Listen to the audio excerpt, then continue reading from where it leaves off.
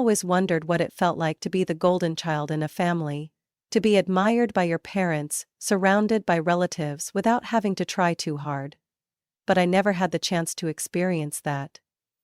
In their eyes, I was nothing more than a shadow, a failure not good enough to be acknowledged. Meanwhile, my brother Henry was the shining star, the pride of the family, even though, in reality, he was just a braggart thriving on empty praise. We grew up in a small town in Ohio where everyone knew each other's business. My reputation as the kid with no future stuck with me from an early age, while Henry was cherished like an invincible warrior. From the start, my parents placed Henry on a pedestal. He played football in high school, scored a few touchdowns, and suddenly became the pride of the entire family. And me? I was the dreamy-eyed kid who preferred books over sports competitions. My father, Richard, was the kind of man who spent his life working tirelessly but never expressed his true feelings. He woke up at 5 a.m., drove to the construction site and returned home in silence, only muttering a few grumbles if dinner wasn't ready. He never hit me, but his silence was sometimes more terrifying than words. My mother, Eleanor, was a different story. She lived by traditional values. A model mother molded by the expectations she had been taught since childhood. To her, a real son had to be strong, have a family, and succeed in the way she deemed right. And Henry was the perfect embodiment of all those standards. Henry is now in his 30s, working a steady job at a local car dealership. People still call him a successful man, an ideal role model to compare me to. He has a big house with a neatly trimmed lawn, a quiet wife named Rachel, and 2 boys who constantly run around with footballs in their hands. My family worships Henry's image, endlessly talking about his achievements as if he were some renowned politician. And me? In their eyes, I am nothing. They think I can't stand on my own, can't succeed without help. They tell me I need to try harder, to learn from my brother. But the truth is, no matter what I do, they will never acknowledge me. Even when I worked hard, saved every penny to get into college, my decision to drop out in my second year was seen as proof of my failure. I also have a younger sister, Olivia, the little princess of the family. She got married at 20 and now has 3 kids.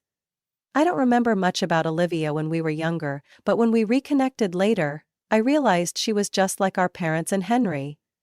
Olivia wasn't cruel, but perhaps to secure her place in the family, she followed their lead, treating me as a pitiful failure. Sunday dinners were the worst part of the week.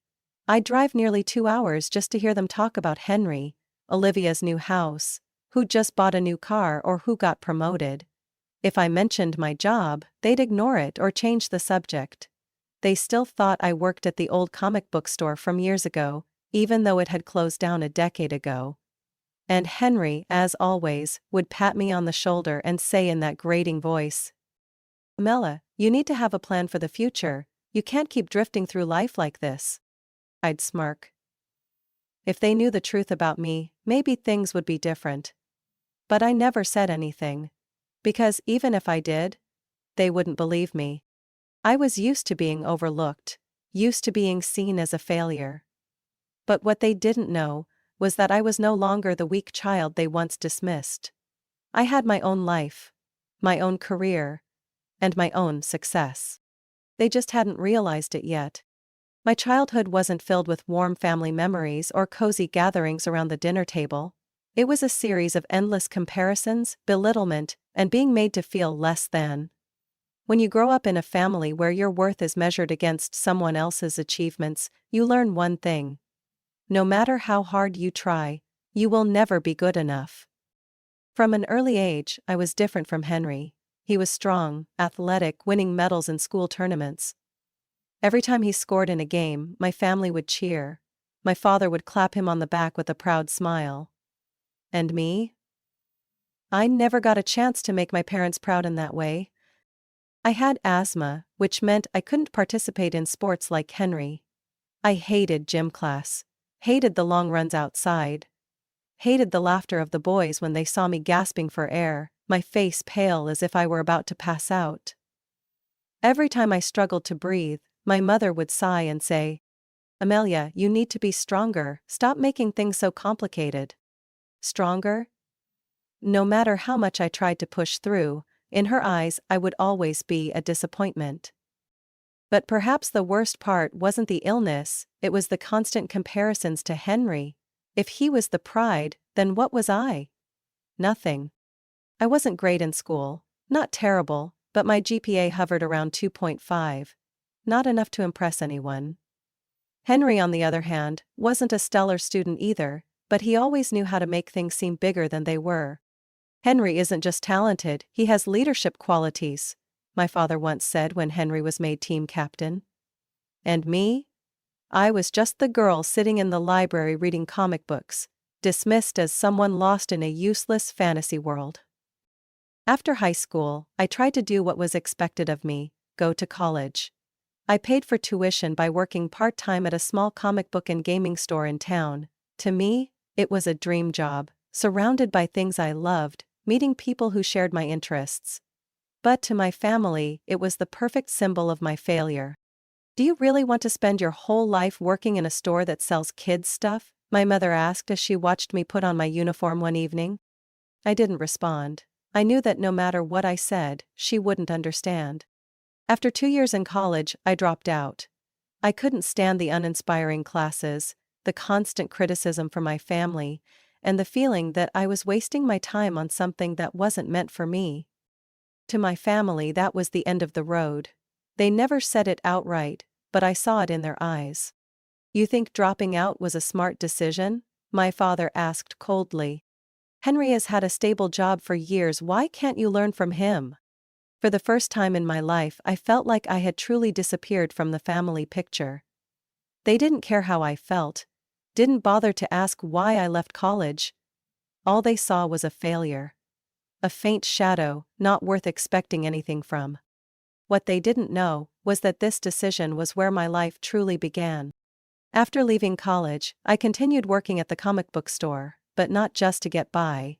I met a friend who shared my passion for technology, and together we started a small IT company. The early days were brutal. We worked tirelessly, and there were months when we barely made any money. But we kept going. And then, everything changed. Our company grew faster than we ever expected. We landed major contracts, expanded, and within just a few years, it became a valuable business. When we sold the company to a large corporation, I walked away from the deal with a sizable sum, an amount my family could never have imagined. I could live lavishly if I wanted to, but I didn't. I didn't need a mansion, didn't need a sports car to prove anything to anyone. I bought a modest 2-bedroom home, comfortable but not flashy. I drove an old car I loved, even if others saw it as a sign of failure. They had no idea what I had accomplished. They didn't know how much money was in my bank account. Because in their eyes, I was still the useless little sister. But one day the truth would come out, and I was very curious to see how they would react when they realized that the failure they had always looked down on was actually the most successful person in the family. I had no idea how Henry managed to live with such an inflated ego without being crushed under its weight. His whole life he wore the perfect mask, the model man, the golden child, the successful older brother. But I knew the truth. Henry had never truly succeeded in the way he bragged about. He might have fooled our parents, might have convinced the whole town that he was some role model, but I had always seen the cracks in the facade he built. And then, one day, that facade crumbled. I had no idea Henry had hired a private investigator to track me. He had never hidden his contempt for me. But paying someone just to prove I was a failure? That was new. I found out by accident. One day I received an alert about unauthorized access to my credit reports. I worked in cybersecurity. I wasn't unfamiliar with the signs of a personal investigation. Someone had been digging too deep into my financial records, and I knew this wasn't a coincidence. It didn't take long to trace it back. The detective agency Henry hired wasn't careful enough to cover their tracks completely. With just a little effort, I found out who had commissioned the investigation. And when I saw Henry's name, I wasn't even surprised. He had always been searching for proof that I was a failure, but this time, he had only hurt himself. I wasn't sure how prepared Henry was to face the truth, but I was certain he didn't expect the outcome he got. Instead of uncovering that I was still the useless little sister working at some comic book shop, the investigator he hired unearthed the entire truth. I wasn't a failure. I wasn't struggling. I wasn't some loser clinging to the past. I was the co-founder of a successful tech company. I had over $1 million in assets. I owned a beautiful home in a desirable neighborhood, and most importantly, I didn't need my family's approval. Whether Henry liked it or not, the information made its way to my parents. For the first time in my life, I saw them look at me differently. Not with disappointment. Not with the constant frustration they always seemed to have whenever I showed up at family dinners. But with shock. They no longer looked at me like a daughter who needed help. They no longer saw me as an embarrassment. Suddenly, I had become someone worth noticing. "Amelia, why didn't you ever tell me about your success?" my mother asked with an awkward smile, as if she was trying to act happy for me. I shrugged. "Did you ever care?" My father, the man who had never shown much emotion, looked unsettled. He cleared his throat and nodded slowly. "You've done very well." That was probably the first compliment I had ever received from him in nearly 30 years of existence. But the most interesting reaction didn't come from my parents. It came from Henry. Henry couldn't accept the fact that I, the little sister he had always looked down on, had become more successful than him. At the next family dinner, he tried to reclaim his dignity. "My sister is very talented, but selling cars is a great career too." He folded his arms, trying to sound confident. "In fact, just last month, I sold the most expensive car at the dealership." No one reacted. My mother was still busy processing the numbers she had learned about my assets. My father remained silent as usual, and Olivia, my younger sister, simply stared at Henry without saying a word. But Henry didn't stop there. "My house was recently appraised higher than expected, and I have a solid financial plan. I might even invest in real estate." I couldn't help but laugh. He was scrambling, desperately clinging to anything that could maintain his status. I met his eyes, steady and unprovoked. "Are you sure about that, Henry?" He froze. I tilted my head. "Because from what I know, you have 3 unpaid mortgages, outstanding tax debt with the IRS, and your credit score is plummeting." The silence in the room became suffocating. Henry's fists clenched, his jaw tightened. I could see the flicker of rage in his eyes, but he couldn't do anything about it. For the first time in my life, I had a voice. And Henry knew it. No one in my family truly understood what it felt like to have your privacy violated, but I did. Henry hiring a private investigator to dig into my life wasn't just an insult. It was a clear declaration that he had never seen me as a person with real worth. To him, I was still the failure he needed to expose, so everyone would see that I wasn't worth admiring. He was wrong. And I was going to show him. I hired the same detective agency he had used to turn the tables on him. I wanted to know if Henry was as perfect as he always claimed to be. The results exceeded my expectations. When I walked into my parents' house that Sunday evening, the atmosphere in the dining room was different. My mother busied herself with the casserole, my father silently read his newspaper as usual, and Henry sat with his arms crossed, wearing a smug expression like he had just won an important game. I knew why. He thought he had won, that now that my parents knew I was wealthy, I would be pulled back into the family circle, expected to share what I had. I pulled out my chair and sat down, keeping my face neutral, but inside I was fully prepared for the storm ahead. Dinner began the same way it always did, with stories about Henry. "Your brother just hit his highest sales target this month," my mother announced proudly. "Really?" I replied with a small smile, casually placing a piece of meat on my plate. "That's impressive, Henry. Quite the achievement." Henry shot me a wary glance.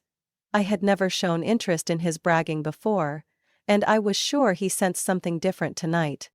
Everything went exactly as I expected. After a while, Henry couldn't hold back anymore. You know, Amelia? He leaned forward, smirking. Money isn't everything. What matters is reputation, the respect a man earns in society. I set my fork down and looked up at him. Oh? And how's your reputation doing? Henry frowned. What do you mean? I slowly pulled a thick envelope from my bag and placed it in front of him.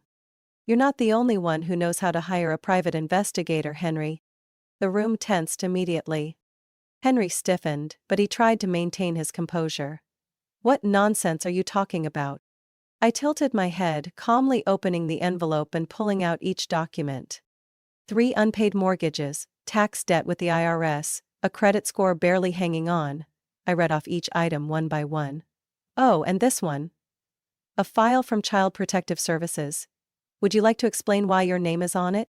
Henry slammed his hand on the table. Shut up, Amelia. My parents were stunned.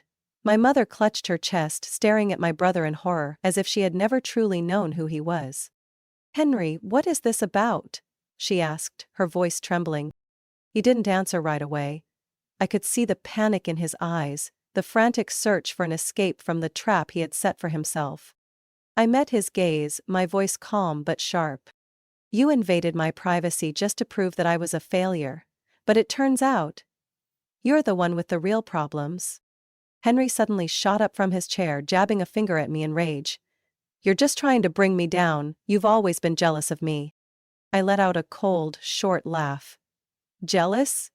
Henry, there is nothing about you that I would ever envy. He slammed his fist on the table again. You shouldn't have been born. I've carried this family on my back my whole life, while you've been nothing but useless. My mother gasped and grabbed his arm. Henry! Don't say that. For the first time that evening my father spoke. Both of you, calm down. But it was too late. Henry's fury had completely erupted. He turned to my parents, his voice shaking with anger. You've never been fair. Never, he shouted. Why is it that the moment Amelia shows up with some money, you suddenly change your attitude? What about me? I did everything right. I got married, had kids, built a career. And now you're all worshipping her? A heavy silence filled the room. For the first time, I saw my parents truly at a loss for words. And I knew then that things would never go back to the way they were. I drove away from my parents' house that night, my mind spinning with too many thoughts. There was no music playing from the radio like usual, no street noises distracting me. Just a suffocating silence, wrapped around me along with a truth that had always been there. One I had never dared to fully face. My parents had never truly loved me. They loved the idea of a child who could bring them pride, wealth, and admiration from society. They loved the image of a perfect family more than they loved the people within it. And now, when they realized I had money, their attitude shifted instantly. Not because they suddenly saw my worth, but because I had something they could use. Since childhood, I had always been the target of favoritism. Henry could do anything and still be forgiven, while, no matter how hard I tried, I was always pushed to the sidelines. I remembered the times he shoved me to the ground when we were kids, the punches thrown when no adults were watching, the times I was humiliated in front of his friends. And my parents? They never protected me. They told me it was just kids playing around, that I should toughen up, that Henry was only trying to make me stronger. But that wasn't guidance. That was abuse, disguised with weak excuses. And now, as Henry stood on the edge of his own downfall, they were terrified. Not because of what he had done, but because, for the first time, the truth about him could no longer be hidden. I had spent my entire life trying to make them see me, but tonight, I realized I had never truly existed in their eyes. And it was time for me to stop trying. I woke up the next morning feeling a strange sense of relief. It wasn't joy, nor satisfaction. Just the simple, undeniable feeling of having set down a burden I had carried for 30 years. I no longer blamed them. I no longer sought their approval. And more importantly, I no longer let them have control over my life. I picked up my phone and sent a message to my mother. Mom, I won't be coming to Sunday dinners anymore. I need space to process everything. When I'm ready, I'll reach out. I didn't expect an apology from her. And as expected, her reply was short and dismissive. You're overreacting, Amelia. Family should come first. I didn't respond. I simply set my phone down and went on with my day, letting her words roll off me. But I knew this wasn't over. I knew my parents wouldn't let this go. And I needed to prepare myself for what was coming next. 3 days later, I sat across from my therapist, Dr. Bennett. I had been seeing her for years, but for the first time, I felt the need to lay everything out. They only want me now because I have money, I sighed, crossing my arms as I sank into the familiar chair. Dr. Bennett nodded slowly. And how does that make you feel? I was silent for a moment. Then, I let out a small, bitter laugh. Honestly, relieved. I don't have to prove myself to them anymore. She tilted her head, observing me. Then what's still making you tense? I took a deep breath. I know they won't leave me alone. They'll keep trying to pull me back in, keep manipulating me with that fake sense of family love. So what do you want to do? I looked her in the eye, and for the first time in my life, I knew the answer. I'm going to set boundaries. I won't let them use me anymore. I started changing the way I interacted with my family. I no longer responded immediately to my mother's guilt-tripping messages. I didn't engage in the long, drawn-out phone calls where my parents tried to convince me to reconsider. And most importantly, I didn't let them manipulate me with talk about how family is everything. I also started focusing on myself more. I spent time enjoying the life I had built for myself. I surrounded myself with people who truly respected me. People who didn't need me to prove my worth through money or success. And for the first time in my life, I felt free. I knew there would be hard days ahead. I knew Henry wouldn't accept defeat easily. That my parents would keep trying to pull me back into their orbit. But this time, I was ready. I had spent my whole life trying to earn their approval. But now, I didn't need it anymore. I didn't need them to define my worth. And that was what truly mattered. I couldn't remember the last time I had felt truly free. Maybe it was when I was very young, before I realized my family's favoritism, before I understood that no matter how hard I tried, I would never be valued like Henry. But now, I was taking back control of my life. One step at a time. A life no longer suffocated by unrealistic expectations or judgmental stares from people who were supposed to love me. And then, just as I was starting to reshape myself, Luca appeared. The cybersecurity conference in San Francisco was an event I had almost skipped. If it weren't for a colleague convincing me that it was a great opportunity for networking, I probably would have stayed home, curled up on my couch with a book. But I went. And it turned out to be one of the best decisions I ever made. Luca was the keynote speaker at a seminar on personal cybersecurity. He wasn't just knowledgeable, he had a rare confidence that commanded the room. His deep, steady voice, his sharp eyes, he captivated everyone with every word. But what struck me the most wasn't his expertise. It was the way he talked about personal boundaries. We protect our data, but we allow people to invade our personal space so easily. Boundaries aren't about distance. They're about protection. That sentence hit me like a wake-up call, shaking me out of my hesitation. After the seminar, I gathered the courage to approach Luca. I wasn't the type to start conversations with strangers, but something about him made me feel safe. We talked about work, about the flaws in the cybersecurity industry, about how people often protected their information better than they protected themselves. And before I knew it, we were sitting across from each other in a quiet corner of a coffee shop outside the conference center, drinking coffee together. You seem like someone who keeps their distance from everything, Luca observed, taking a sip of his espresso. I laughed. Not exactly. I've just spent my whole life being forced into someone else's mold. Now I'm just trying to take back control, so I'm not constantly being managed. Luca nodded, his eyes full of understanding. I get that. Sometimes the most important thing isn't cutting people off, It's learning how to manage relationships on your own terms.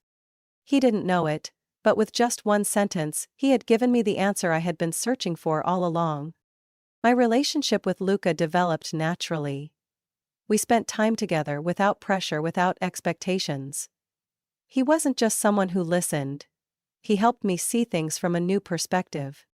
You don't have to disappear from your family's life, Luca said one evening as we sat on his balcony, looking out at the city below.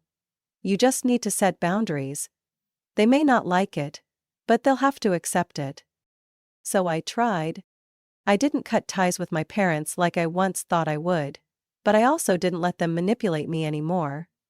Instead of long, exhausting dinners where I was put on the defensive, I suggested short coffee meetups in places where I could control the situation. At first, my mother resisted. Families don't meet in coffee shops, Amelia. That's not how we do things. I simply replied, then you have a choice. You can meet me this way, or not see me at all. For the first time in my life, she seemed to understand that I was no longer the Amelia they could bend to their will. At first, the short meetings were tense. My mother kept trying to lure me back into Sunday dinners, my father remained quietly observant, and Henry refused to show up at all. But over time, they began to accept reality. The conversations became shorter, with fewer criticisms, no more forced questions about marriage, no more meaningless comparisons to Henry. And the most important part? I no longer felt suffocated. I no longer needed to prove anything to them. I no longer felt the need to fight for their recognition. I simply existed, as myself, on my own terms. Luca was right. I didn't need to cut my family off. I just needed to control the relationship on my own terms. One evening, as I sat on the balcony with Luca, he turned to me, his eyes reflecting the city lights. Do you feel better? I smiled, feeling lighter than I had in years. Yes. For the first time in my life, I feel truly free, in a way that I choose. I didn't know when distancing myself from my family had started bringing me so much peace. The short coffee meetings, the fewer phone calls, the messages I no longer felt pressured to reply to immediately, all were signs of a change. A change I knew was necessary. My mother still tried to pull me back into the old dynamic. She sent subtle messages, reminders about family responsibilities, and how family bonds are irreplaceable. But the difference was, I no longer felt guilty for refusing. I understood now that family should not be a chain that binds. If I had to sacrifice my mental well-being just to maintain a relationship, then that wasn't real family. Henry, as I had predicted, still couldn't accept the truth. He never showed up for any meetings, never responded to my messages, and even went out of his way to avoid me when possible. It didn't bother me.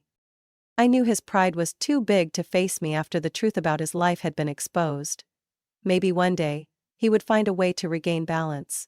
But that was no longer my concern. I no longer let my family define my worth.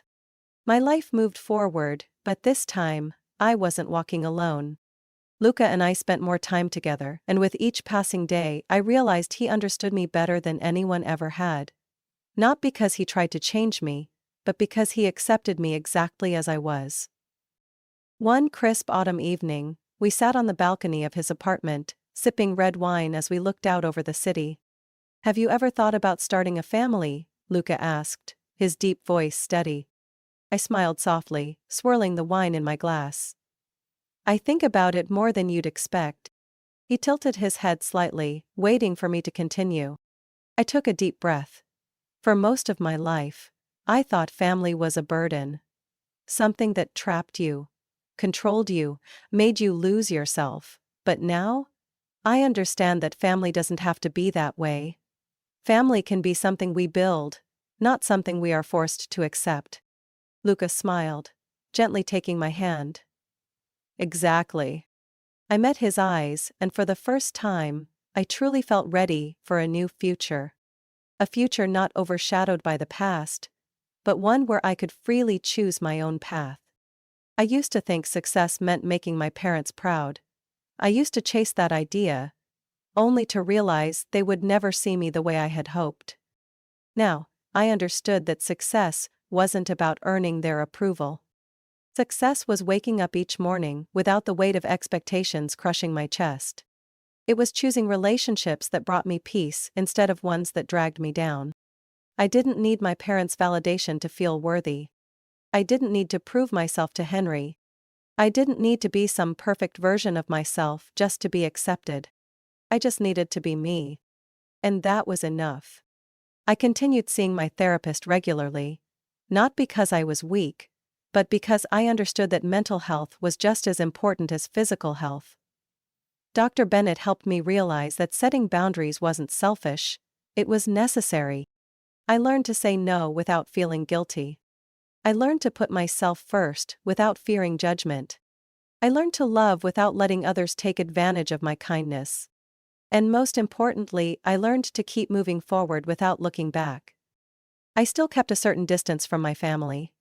I was no longer the daughter who showed up every Sunday, sitting through empty lectures or being compared to Henry. But I didn't disappear entirely either. The coffee meetings continued, but I no longer let them affect me. I expected nothing from them, and because of that, I no longer felt disappointed. I wasn't sure what the future would hold. I didn't know if Henry would ever change. I couldn't say for certain that one day my mother would truly accept me for who I was. But I knew one thing. I was living the life I chose. I had a career I loved. I had an incredible partner. And for the first time in my life, I felt free. As I sat next to Luca in a small cafe on a late afternoon, my hand wrapped around his, I knew I was no longer the Amelia of the past. I was no longer the child seeking approval from people who never truly cared. I was myself. And that was more than enough. Amelia's story is not just about breaking free from family control, it's a lesson in self-worth. In reality, many people find themselves trapped by family expectations and manipulation, forgetting that true happiness doesn't come from external validation, but from inner peace. Amelia teaches us that sometimes, walking away from toxic relationships and setting boundaries is the best way to reclaim ourselves. Success isn't about pleasing everyone, it's about living in alignment with our own values. What do you think about Amelia's story? If you've ever experienced something similar, how would you handle it? Share your thoughts in the comments, and don't forget to follow the channel for more stories about life, family, and the journey to self-discovery.